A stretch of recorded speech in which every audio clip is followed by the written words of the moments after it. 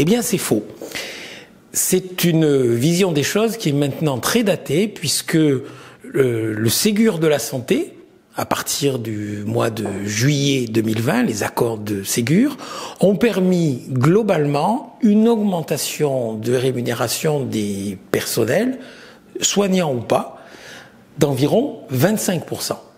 Donc même en tenant compte de l'inflation, c'est une évolution qui est tout de même très importante, qui va représenter par exemple pour une infirmière en milieu de carrière entre 5 et 600 euros d'augmentation et presque 1000 si on parle, depuis le début de l'année 2024, de personnel de nuit. Donc on voit là qu'il y a une évolution très importante. Malheureusement, il est vrai que cette réalité nouvelle, favorable, est très peu connue, non seulement du grand public, mais aussi même des représentants politiques qui tendent à ne pas prendre en compte cette évolution. Alors, pourquoi c'est une difficulté?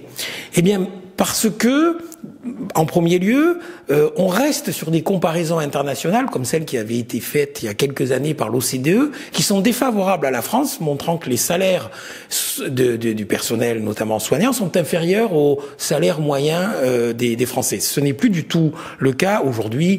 Par exemple, en milieu de carrière, toujours si on prend une infirmière, on est autour de 3 000 euros, ce qui est donc nettement, sans être merveilleux. Il ne s'agit pas de dire que ce sont des salaires merveilleux ou trop élevés, bien au contraire, mais ce sont quand même des salaires qui sont nettement au-dessus du salaire moyen.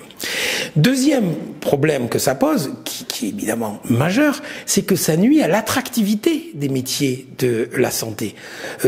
L'opinion publique continue à penser que les salaires sont bas, qu'on est payé au lance-pierre, et donc, même si on ne vient pas dans ce champ d'activité pour la rémunération, il est bien évident que le fait de porter à la connaissance du public la réalité de ces évolutions favorables permettrait d'augmenter l'attractivité des métiers, parce que aussi c'est au-delà du pouvoir d'achat qui est donné, c'est aussi la reconnaissance de la nation sur l'importance et le sens qu'elle donne à ces métiers de la santé.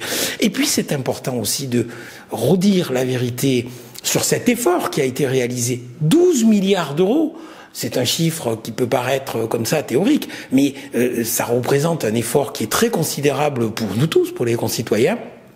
Et aujourd'hui, où beaucoup d'acteurs de courant, disons-le, nourrissent une certaine forme de colère, une certaine forme de sentiment de déclin, eh bien au contraire, on a besoin d'envoyer à la population, à nos concitoyens, le signal qu'il y a un effort qui est fait pour la protection sociale, pour améliorer la réponse aux besoins de la population, et c'est essentiel.